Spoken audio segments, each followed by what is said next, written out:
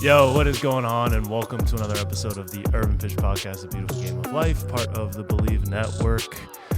I'm Ramsey, editor of urbanpitch.com. We got the co-executive directors of Vibes in the building, Brigitte, Julio. What's going on, y'all? What is going on? It's been a while since we've been solo dolo. Yeah, for real. It's been a minute. It's been a while, and there's been a lot of things that have been going on in the soccer world that we haven't really had the chance to talk to on these, guest episodes where we're trying to get to know the guests and all that. So, should we just get right into it? Or, y'all got some preview or like preliminary stuff y'all wanted to talk about before we get into the nitty gritty? Sorry for my hair. It's been a long day for me. I'm out here though. I made it. He's rocking the curls are in effect. The curls, the summer curls, Julio summer curls. Hey. I'm about to cut them off because it's getting out of hand. Curls for the girls? Curls. All of them. He's staying wavy out here. And you, especially you. You know who you are. All y'all. All of them. And all y'all. Here. Big heart. He's inclusive. Yeah. Hey, Pride Month, baby. Hey, shout out to Pride Month. Take pride in yourself. All right. So big news here in LA in the LA soccer scene. He had the whole the headlines, all caps, all that. Chris Klein is out with the LA Galaxy. Bye. So what were y'all's? Hablamos nunca, bye. Yeah. So what were y'all's initial reactions to that? It's something we've talked about, at length here in previous episodes Since the start of the year. Yeah, since pretty much, since January. It's May or June now. Literally the 1st of June. It's the halfway mark of the year. So it took probably longer than a lot of Galaxy fans wanted, but it happened. All it took was a last place start to the season. But it's happened, and now he's out, and they gotta win. Now they gotta win. Memo got the urban banger, boost. banger, absolute banger. Memo Rodriguez, Tyler Boyd also scored. I don't know how Boyd got player of the game. Boyd, he scored a banger too. No, he's a baller, but yeah. Memo, I don't care. I don't care about Boyd until he comes on the podcast. Yeah. Memo should have gotten it. Memo's our guy. Shout out to Memo. He's been balling. He's been scoring goals. Yeah, he has. Yeah. I think it's about third goal this season. US Open and MLS, all competitions. All competitions. So Memo's balling. So shout out to him. And I think the way they played yesterday, they played really good. It was kind of rocky because the score was going back and forth. But it shows that if they played yesterday, they have a lot of weight came out their shoulders. They felt it's like a new beginning. And I've been saying this team's can be a scary team. So now that the fans are after the protest, you guys got what you wanted. The protest is over. All you guys got to come back. That's what you said you were going to do.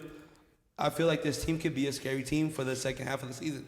Yeah, I do think though, and Julio, you've mentioned this on previous episodes that the GM, when it comes to immediate results, it's not going to be just because Chris Klein is gone, it's not like a lot is going to be changed immediately. The day after, they probably got the best GM in the they got the Kuntz. MLS right now. Right. But from it doesn't matter who steps in. The GM position is more of a long team building thing. He's not really going over tactics with the manager. He builds the team for the manager, right? And the manager's employing the kind of day-to-day stuff that sees more immediate results on the pitch. So besides maybe the whole distraction of the fans not being there, the protests, all this and that being lifted, I don't know if the results are just going to be like that. Even though they did get a win, it was their first win in I don't know how many competitions or how many matches. But it will be interesting to see how they play now with the fans back in attendance and with a new GM in place. So but to me the biggest takeaway was the fans won. They spoke. They got what they wanted. They displayed their stands. For the majority, they stayed strong. They held out, and they got what they want. So, does this kind of show the power that fans have now in U.S. soccer to you guys? BetOnline.ag is your number one source for all your basketball info, stats, news, and scores. Get the latest odds and lines, including the latest player reports for this year's pro basketball playoffs. BetOnline is always your sports information headquarters this season, as we have you covered for all your sports wagering needs. basketball, MLB, NHL, hockey, right to UFC and boxing. BetOnline is the fastest and easiest way to get your betting info, including live betting options and your favorite casino and card games you can play right from your home. Head to the website today or use your mobile device to get into the action. Be sure to use our promo code BELIEVE, that's BLEAV, to receive your 50% welcome bonus on your first deposit. BetOnline, where the game starts. I think that this change by Chris being out, like, it definitely gives like a breath of like hope to see, okay, this has happened. We've called for this has happened, and now potentially some new things can happen with the team, like on a more positive note. I think it could be a sign of like a win for the fans, and it shows like how much power fans can have if they come together. Obviously, I think in general for everyone on the Galaxy side, it's a win because it means that things are moving because results aren't being met. So I think that that's what it definitely means. I feel like at the same time, though, like there's other fans who have been there for the team regardless of any change, right? Mm-hmm. Whether there was changes or not in management. I don't know. I feel like it's not like a win or lose situation. It's just like, regardless of what happened, the fans that stayed with the team and showed up for the team are, diehard fans. And the ones that didn't show up because they want to change for the great good of the team, still, both sides are like it's just all like aligned to help the team get to a better place. Because clearly right now they're just struggling. Yeah, Julio, you made a face when I was talking about it. The thing is, like, all right, so yeah, the players, the fan base that did protest, stay strong, good for them. But like, there's a video that just came out from not this game, but the game prior to that, where Will's there, Vanny, Artasa, Rodriguez, Memo, Neil. There's some players right there, and then and the fans are literally talking to Vanny, yeah. So like, all right, so it's a lot of things to say. Like when you're not in the stadium, all right, because Twitter fingers is all good. Like you can talk all the mess, but once you see a live action about, dang, they're really, really, really mad now. I don't know if that could have taken that could have swayed the decision to AEG to be like, you know what? Yeah, they're really, really mad because it was visually. It just most of the captions on every video that video had was like, has LA Galaxy really hit rock bottom? Has the most decorated franchise in MLS hit rock bottom? So like, and all those videos went viral. So I don't know if it was the protest was good. That was the initial start. But coming to the stadium and talking trash to the coach, I think played a big part as well. Ooh, that was a lot of sweat coming out. played a big part as well. Yeah. So I think both, even though ACB's getting a lot of flack for going back to the stadium, they came back and they made their presence known. So I think both sides had a lot to do with this. Like they stood their ground even though they were present. Yeah. Do you all think that means that they're not just wanting Chris Klein out, now they're going to try to push for Vanny to be out? I think Vanny lost the team already. And yeah. Like we've talked about this too before. Unless somehow they start winning games all of a sudden, he's next. He's got to be next. Yeah. He's got to be next on the chopping board. If they continue to lose, it's like, okay, we got rid of the guy everybody wanted out, and we're still losing. What happens next? Because I don't think the problem is a roster problem. It's not a personnel problem on the field. They have quality players. The back line, best midfield in the MLS. Yeah, back line maybe needs a little bit of work, but besides Neil, it's a little inconsistent. And but besides that, I think they have talented players on the roster. So now it comes down to tactics. It comes down to having players in the locker room who are behind the coach. Because once you lose the locker room as a coach, it's hard to get it back. So winning cures everything. So that's I don't know. I'm interested to seeing how this goes, and especially leading up to July 4th at the Rose Bowl against LAFC. We'll be there. Yeah, we're gonna be there. So I'm. Huh? Yes. Party bus yes. again 2.0? Yes. Oh, yes, shoot. yes, Okay. yes. No. Yes. But if they can turn things around to the point where that July 4th game has some kind of implications beyond, just the El Tráfico rivalry. I think that's going to be the ultimate win-win. And then I want to see Galaxy in the playoffs because the league is better when the bigger teams are in the playoffs. So, No, but all right, just going back to the roster, I feel like the best two center backs in the MLS when it comes to experienced center back, Cáceres, and the best prospect Galaxy has. The whole midfield, Boyd, Manny, Delgado. Delgado, Boyd, Delgado, Puig. I don't know how to say his name. It's just Puig. It's Puig. Puig, Ricky. Yeah, Ricky. Ricky's easier. Hey, Ricky. Ricky. Ricky.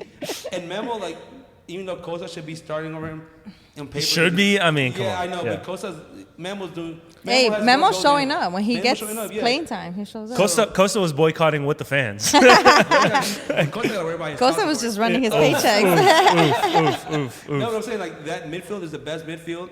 Two center backs. All right, the Argentinian, the Brazilian kid, still And they're coming. don't know their names fully, but they haven't got a chance yet to show if they're just prospects or they're ready to be all there.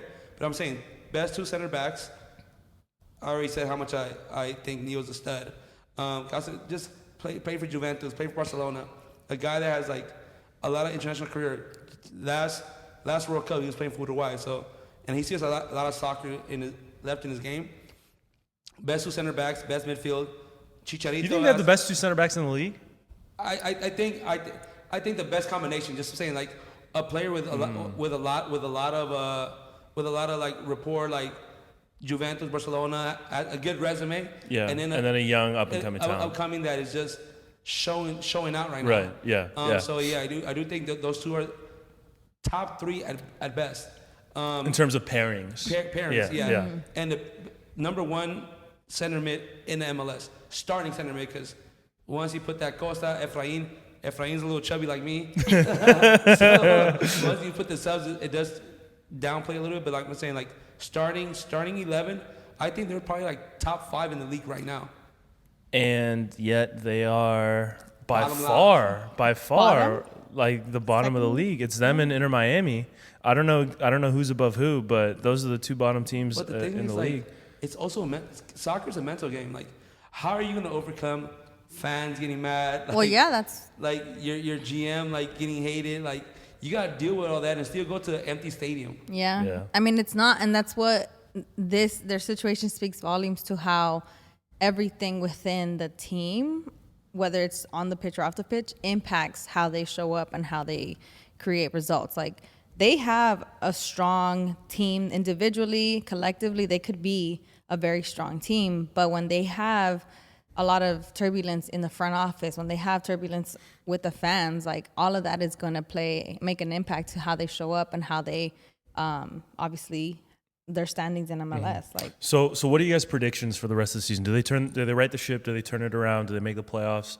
Or when Gio was here a couple weeks ago, he was saying that they should already be looking to next year. What do you think is what is your predictions for the future of the Galaxy this season? I have a feeling they're going to drop Greg and then they're going to bring in someone else. But at that point, the team's already going to start feeling a little bit more of a lift on the shoulders. And I think they have a high chance of making it into the playoffs. I don't know how far they'll get into it. But I think that there's a high percentage for them to make it as far as the playoffs. So goes. still salvageable for you. Yeah, I think there's a possibility. So I think the next 3 games they're going to win 2. I guarantee. No, but I feel like they can turn it around. This is a big weight lifted off their shoulders. Not having fans, not having people support you, and then going to games knowing that they're already not there. It's not what good you can do. It's what more wrong can you do? Mm-hmm. So I feel like this can be turning around. The next game, the next say 5 games, if they can get it 3 out of 2, I think this season can be turned around.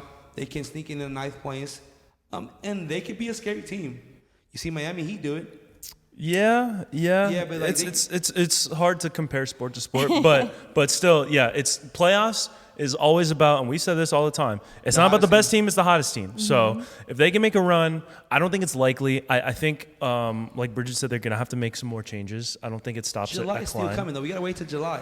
Yeah, that's true. I mean, there's still a lot of season left. Yeah. There's still a lot of season left. All I of think, this has happened in the beginning of the season anyway. yeah.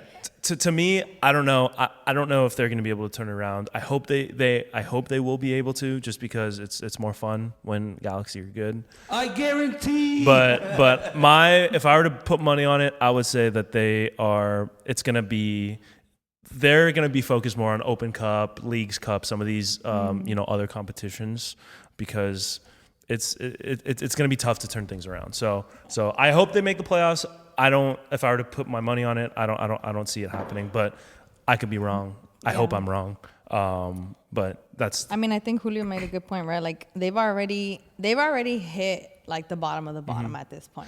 Like they've done the worst of the worst. You think it could always get worse. It could still get worse. I mean, they're already at the bottom. They lost their fans. They lost like the dynamic on the team on the field.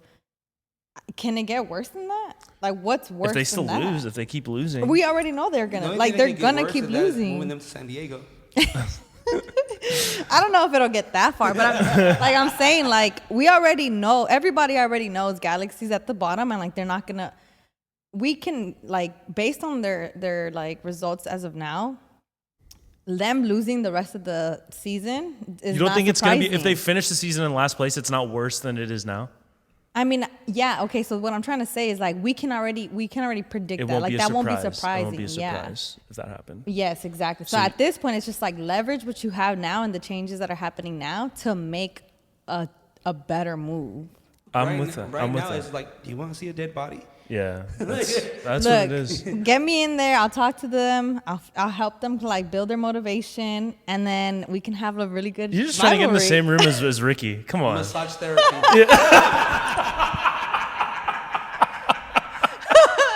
No, I just want to see a good rivalry come July. God, Julio's always doing the most. Yo. First of all. That's crazy. Oh my goodness, dude. My phone Wilding fell out my out, pocket. man. That's Jack crazy. We That don't is do a solo in a crazy. long time, and you come over Oh here. my goodness. Extra out. Now hiring. Not hiring.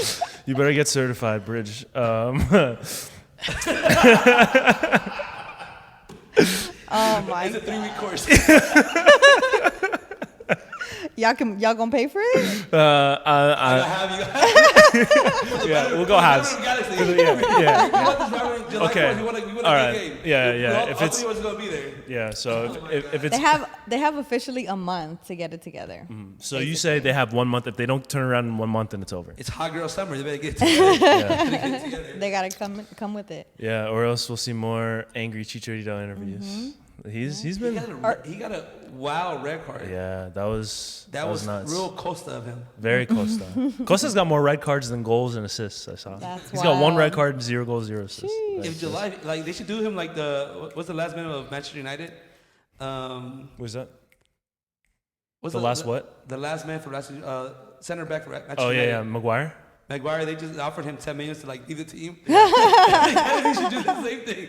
They should Maguire him. Maguire him. Like, hey, 10 million, get the hell out of here, bro. Like, Yeah. Just leave. your wife is beautiful. Enjoy yourself in Brazil. Yeah. For real. I mean, go be family man. There Yeah. you go. Yeah. Take care of them kids. Pay them miss child support. Seriously, man. Come on, Douglas. Come on, Douglas. Costa. Figure it out. Yeah. Look at me right now. Pay the kids child support. Come on, be Do it there. for the kids. Be there Do for it your for the kids. kids. Come on. Is that alleged or is that a real thing?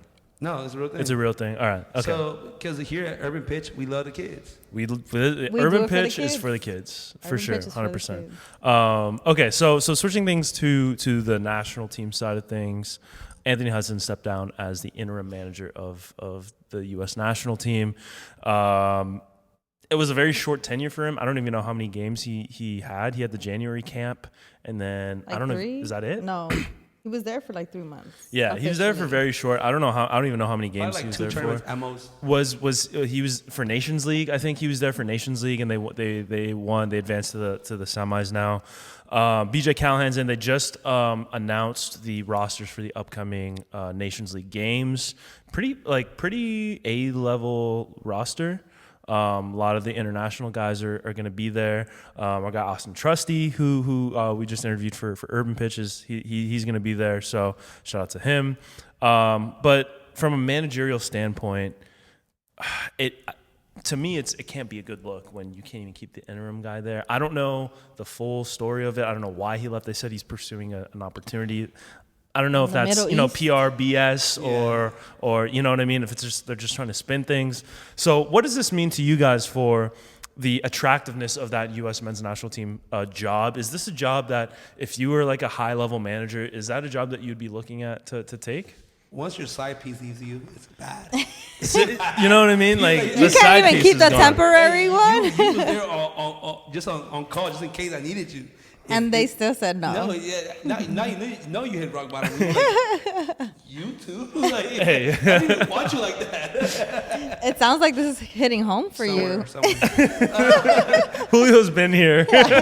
He's like, from personal I was experience. hurt because I heard, not you. You were supposed to be my rock. You go back to the main. You're all sad about your Greg, side. hey, yo, Greg, what? You up, Greg? You up, Greg? What are Greg, you you up? doing? Hey, what you doing? You still WID. You still want to coach? No, but it just shows that even though we got a new people leading it, Right, new sporting director. there's still not that certainty that what's next. Mm-hmm. There's no real plan yet, and I think that's not it's gonna be like that until we find our head coach. Nobody wants to have a job knowing that you're gonna get fired soon. Yeah. Sooner than later. So it just shows that he was like, basically, I'd rather go interview. Hopefully, if I get him, I don't get it. But I don't want to stay here long for a place that is not gonna accept me. Keep me Right. long term. And he's done great. He's done pretty good. He's done great. much better than I think a lot of people thought he was going to Yeah. do. Because his prior record isn't fantastic. You know, he was, I think, with the But Rapids he stood his before. ground while he was there. Yeah, they did all right. So like you don't want. So you rather leave in a high note than leave in a low note. So I think it was a good time for him to leave, but this is gonna keep happening until we find our Mourinho. Please come to US soccer. Mourinho, they just lost the Europa. So, but like I just They're saw a out. stat No, saying- so that's why. I thought you were team Thierry Henry. Yeah, but like I just saw a stat saying that in 75 years, Roma has won one championship and made it to one Euro Cup final. Yeah. And then Mourinho's They got back-to-back years. Yeah, 3 years. He has 2 back-to-backs, one win, one loss. Yeah. So I'm like, if the special one can do But it, Conference League is like new, right? Like, does that even count? I don't know. I mean, bro, you want to win everything CONCACAF has to offer just because there's no competition there. no. I'm saying for Mourinho, because the year that the last trophy they won last year was the Conference League, which I think it's a newer competition that they added underneath Europa, and now that this year they progressed to Europa. Don't never talk down on the special one. So they get mad at you. But like, Mourinho shows like he can be a great coach. Still, team getting Henry. Just because he knows the league, he knows the players, he knows everything. And then he goes at CBS all the time talking about like, hey, like, what about the U.S. men's national team? Right. They have not called me yet. Like, Yeah. They've called you. You know they called you. Somebody told me. You got inside sources Rumor or has what? it. Rumor has it they called Yeah. you. No, but like, I think the next U.S. men's head coach has to be a big name. Yeah. It can't be A friend of a friend. a friend of a friend. It can't be a U.S. player that played 94 Clearly that's World not Cups, working. somebody- Yeah, because there's no coach that played in the last 20 years for the U.S. national team that has a great resume like these two guys have. Mourinho, Thierry Henry, whoever. Like, we need a European coach.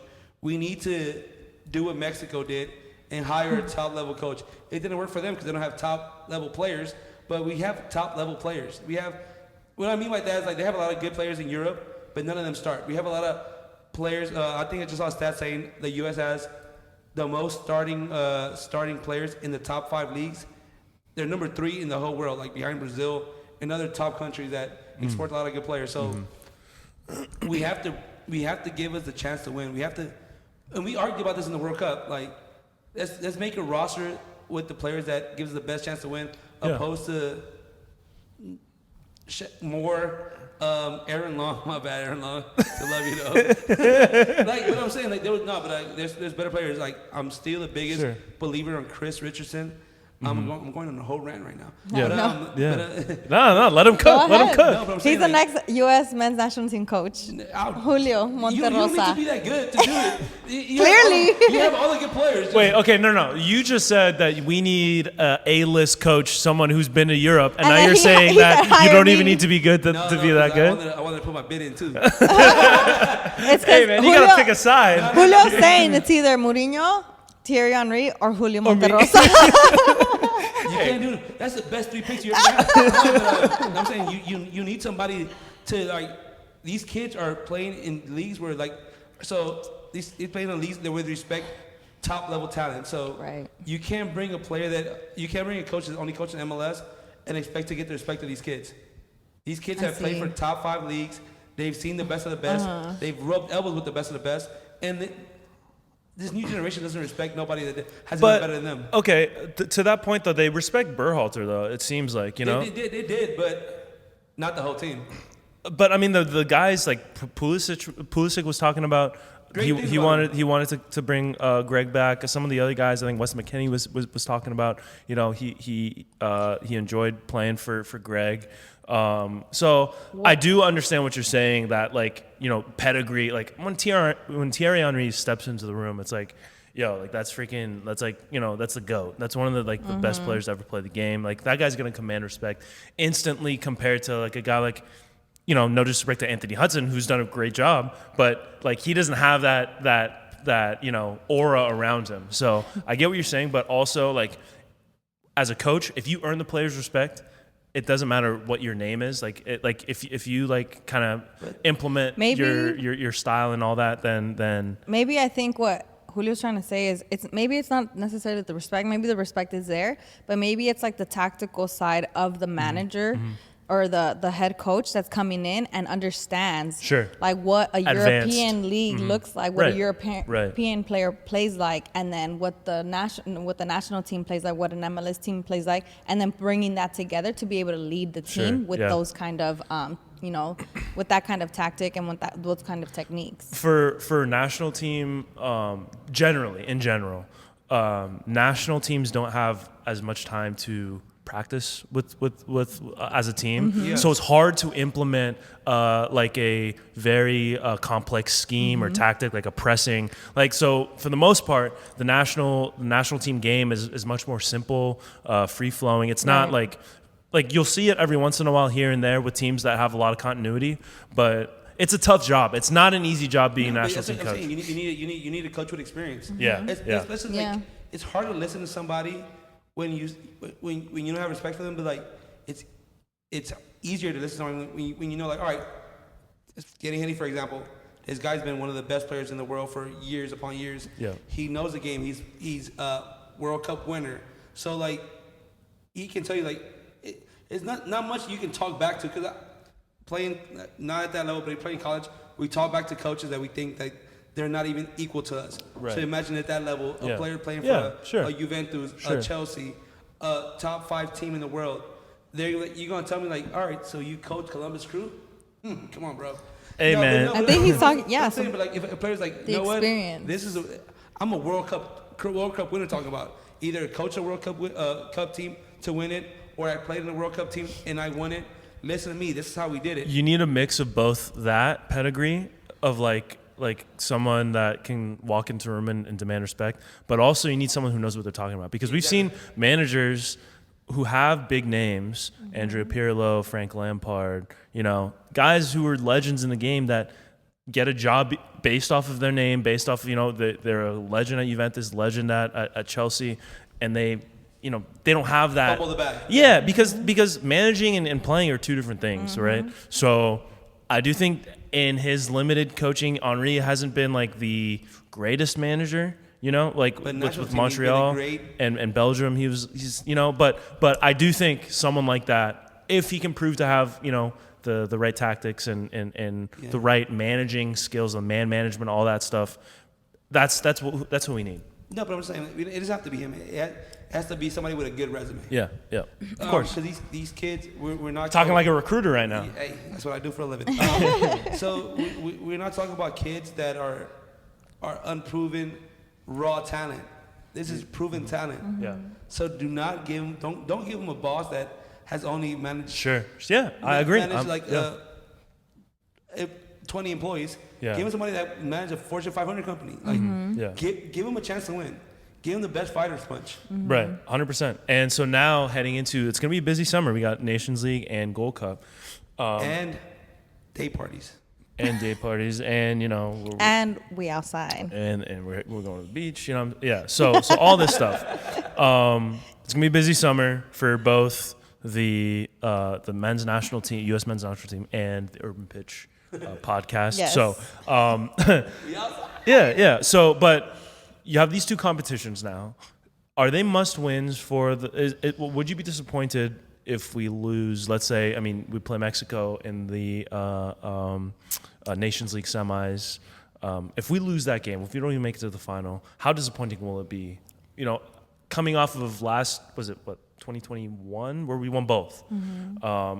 Does that make each CONCACAF competition, does that make it a must win? Is it a must win for you guys? If USA loses against Mexico, I'm all for it. Yeah. I'm happy. We celebrating. We extra outside. Yeah. But from a national me. team, for a U.S. national team, do you think it's a huge disappointment to them or what? I feel like it's a huge disappointment for both countries, either Mexico, U.S. Because at the end of the day, for World Cup qualifiers, even though Canada didn't do the best paper, they sunned us. Both national teams. Right. U.S. and Mexico. So it'll be disappointing for either Mexico or USA because at the end of the day, Panama, thank you for competing. But Canada's gonna be on that side. Both teams want a chance, want that get back. Like you have to, if the US loses, is a huge disappointment. Mexico loses is a huge disappointment because at the end of the day, the team you have to beat right now in CONCACAF is Canada, and let's call it what it is. They did not lose. They did not lose to the US or Mexico. I think the only team in the Panama beat them. No, but I think it's been both of them. Panama beat Canada. Panama beat Canada. No, but I'm saying there's no team that has not lost to the U.S. or Mexico in the qualifier. So they tied away. Yeah. And they won at home. So both teams, Mexico or these is powerhouses. Right. There's two teams that did not beat Canada. So the U.S. and Mexico should not be worrying about each other. They should be worried about beating Canada. Yeah, I mean that's true, but they gotta take care of business. No, they gotta take care of business. Yeah. So it'll be disappointing. Whoever. So you're saying that the U.S. Mexico right now is not the main bout. Rivalry? That's not for the belt. It's a great battle, but what I'm saying is the title. Canada's bringing the title runs through Canada. Is what you're saying. Yeah, so whoever team loses right now, if USA loses, huge disappointment. If Mexico loses, huge disappointment. Yeah. So Canada has the belt, is what you're saying. Yes. Yeah. They showed it in the CONCACAF World Cup qualifiers. Wow. Yeah. So they showed it. So this game is really important for the U.S. because you have to be the top dog. Because if you lose to Mexico, you're 3 now. Yeah. So I think it'll also be I think these next two competitions for the U.S. I think it's just gonna show what kind of team the U.S. has. Regardless of whether they have an interim or an official head coach, it's going to show who they've become since they've been practicing together since January, whatever, before that. Yeah, and the rosters, I think they're pretty different from January to now, but judging by the roster we're bringing for the Nations League, that's our pretty much for the most part our A roster. I do think though the Nations League, we still have a redemption chance to redeem ourselves. If we lose, let's say we lose either in the semis or the final, we have the Gold Cup to redeem ourselves, right? I think if we win Nations League and lose the Gold Cup, that's going to be a lot more sour in the like a much more sour taste in our mouths. One, because the Gold Cup has a lot more history than the Nations League. Nations League a little bit more new, even though it's being taken a lot more seriously, especially in the last 2 years. So I think the Gold Cup is a must win because that is like the last major competition of the summer. And if we win Nations League and we lose Gold Cup, it will be a lot more disappointing than if we lose Nations League and win Gold Cup. But I think mentality-wise, you have to go in thinking that you're going to win both. Everything, for sure, 100%. If you want to talk about being a big dog in this region, you have to go in. Take both. Being number one every competition. You can't be like, all right, we lost. Sure, and not sure. disappointed. Yeah. We have to be like the big teams. Don't care about if it's Copa del Rey or Champions League. They all they care about is winning league. Any trophy they're playing in, they want to win it. And every time they lose a big trophy, they are disappointed. So we gotta give it that same energy. Yeah, 100%. We got a World Cup coming to our country. Yeah. We gotta treat it like it's our World Cup. So every CONCACAF competition moving forward from here on out for the U.S. men's national team, Mexico and Canada, all three of those teams must win for you. Yes. I agree. Yeah. I think so. Okay, let's move it on. You said Champions League. We got a Champions League. CONCACAF Champions League is coming up this weekend. This is going to air after the final, so I don't want to get into that because that'll be, whatever. What we can get, we're going to be there so we can recap our experience the next week, or Julio and I are going to be there. Brigitte. I'm going to be outside. Bridget's going to be in Vegas, Shout out to Magic Vegas. Mike in it. Yeah, she's going to be Magic Mike in it. But there is... D&D. When you think of Champions League, the top Champions League, that's coming up the following weekend, this weekend, I guess. City, Inter Milan. Pretty surprising to see, I think, this matchup here in the final. I think that the other side of the bracket with Inter Milan, AC Milan, I think Napoli was in there as well. A little easier. Maybe a little bit easier, but all like Italian, like Serie A has been kind of on the downfall lately. So I think it's cool that they're getting a chance to play the Premier League, which is really kind of taken over as the top league in the world. Before it was kind of debatable between La Liga, even Bundesliga had a cool run there. But now Serie A having three teams, I think we're three teams in the semis. Was that right? Is that I don't know, something Napoli, like that. Inter, AC. Yeah. No, not in the semis, in the quarterfinals, right? Because the semis was Madrid. Yeah. So I mean, they showed out, but people are talking already like City. The City's already won it. This is the last thing that they need to win in their kind of rejuvenation period. How much pressure is on City heading into this final? I think a lot. I feel like the reputation they've had, the games that they won, the teams that they've beat. Like you said, this is the last of it. This is the sweet spot to be like, we are that team. Especially to have what's his name, Haaland, to be the top scorer in the league and to make it to the finals. Like, I think he's going to break the Premier. Did he break the Premier League scoring record? I think he did. Yeah, he had to have. I don't know. He has like double digits up there. Right. I think there is a lot of pressure only because they've done so much. At this point, it's kind of like LAFC with the MLS championship. Like, they had to win it. Like, there was no other option for them. Mm-hmm. So I feel like City's in the same position where like, you've made it this far. Like, all you have to do is take it home. Yeah, it's the same thing. I feel like peaches. They just gotta beat like the last boss. No, but like I feel like Manchester City got a good chance. Lukaku's gonna be tired because of Meg the Stallion. Rumor has it he's in LA. That's a stallion right there. Jelly. Oh my God. Saying, I want Man City to win not because of the team, because of Pep. They was like the special one has talked about bringing it back. Like talk about hey, like win without Barcelona. This is his chance. Yeah. So this can have him as one of the goats of coaching all time. Yeah. So and I do feel like that side of the bracket was a little easier, but it's a final. Nothing can be said. Nothing's written in stone. But I feel like Man City has the best all-around team. They have the best way of they play the best soccer they've ever played. Pep has these guys running in like Barcelona 09, right, 2010. yeah. So it's gonna be. Inter can have a good game, but like if AC just smells a little blood, I feel like it could be like a blowout. Yeah. So City has a notion for kind of choking in the Champions League. Last year, that crazy comeback from Real Madrid in the last few minutes of the game, I was losing my mind over that. I think they lost in the final to Liverpool a couple years back, and it's Pep hasn't won a Champions League yet Since Barcelona. since Barcelona with City.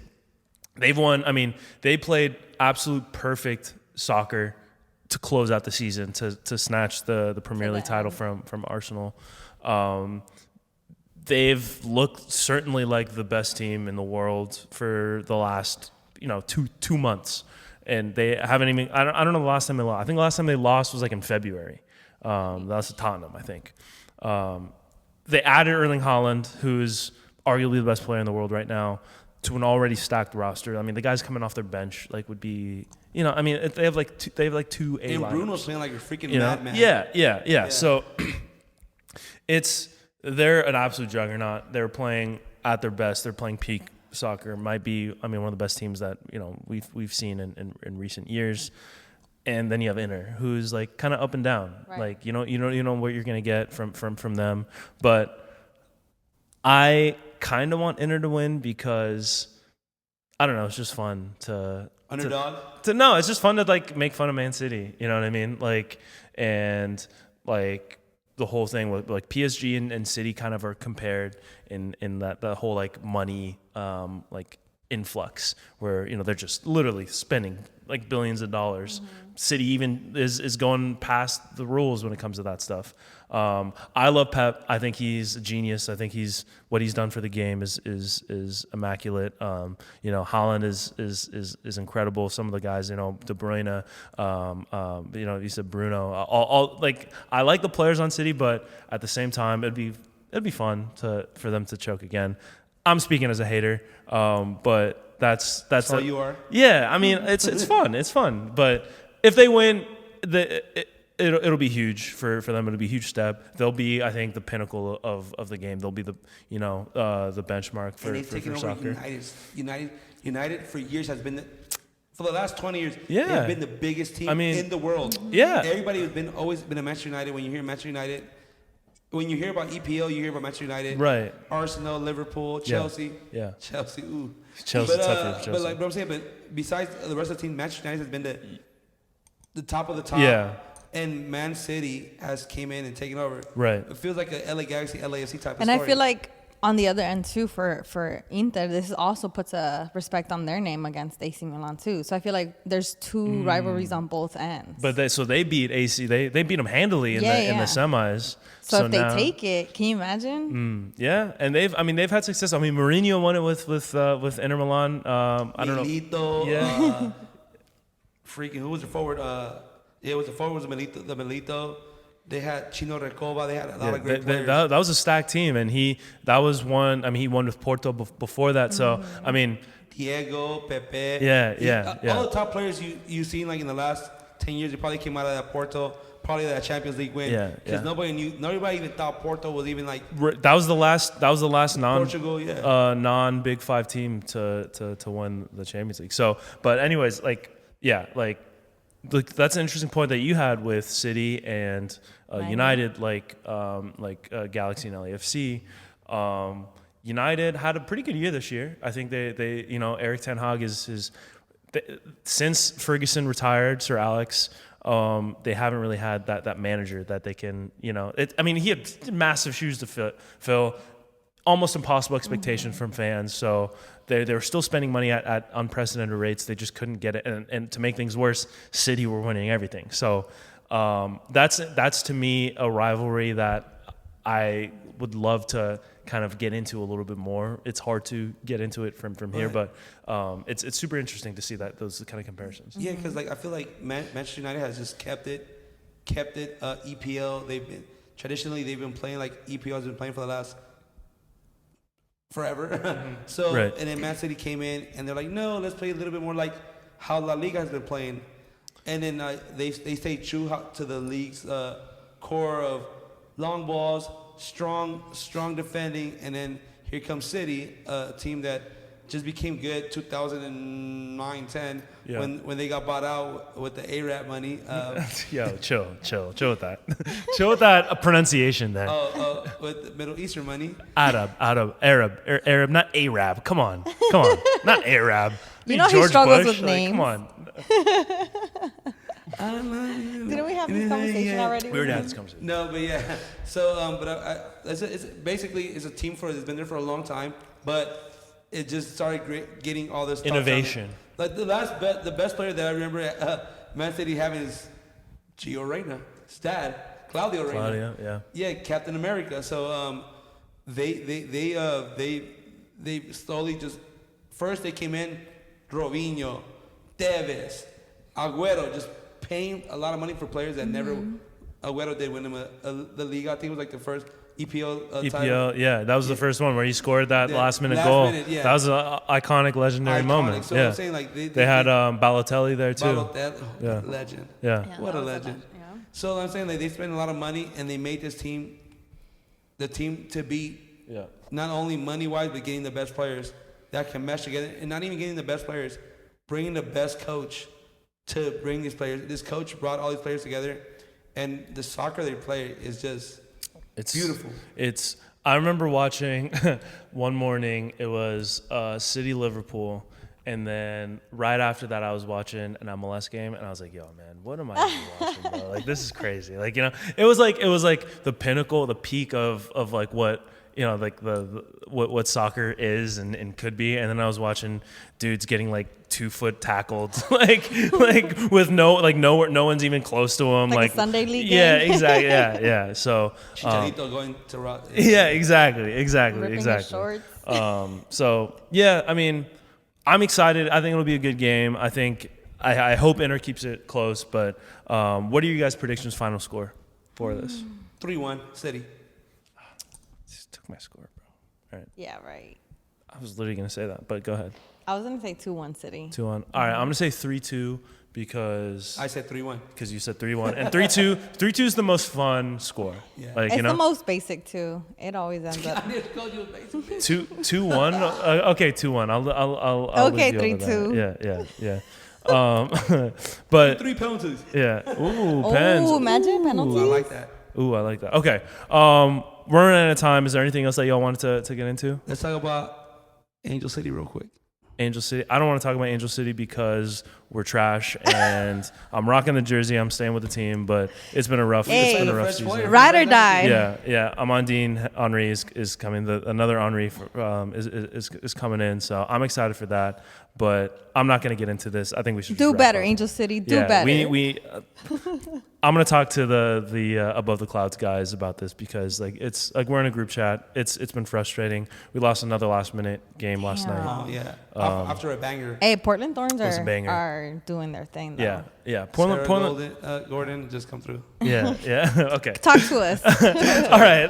What's going on? Especially me. DM me, please. You know what it is? Meow. It's because this guy. It's because we haven't been going to the games together. Yeah. So let's. We do haven't that. given them the urban pitch Yeah, boost. We'll plan for that. That's what it is. And we never brought a guest over in a while. And we haven't brought. Okay, all right, Okay, all right, it's all right. us. So it's our fault. It's We're not the your fault. problem. It's our Sorry. fault. Come to the We're the podcast, problem. we give you the pitch boost. Yeah. And let's turn this thing around. Yeah. Yeah. I mean, Angel City. All right. Both. I think it's let's of wrap them. here. This has been the Urban Pitch Podcast, You Beautiful know. Game of Life, part of the Believe Network. For Julio Monterosa, Brigitte Flores, I'm Ramsey Abushala. Angel City, step it up. I'm on thin patience. They play Monday against Chicago. If we lose that game, I might be leaving this Bonkers. jersey. Yeah. So keep it tapped in. We got more stuff coming. More guests, more solo episodes, all that. But until next time.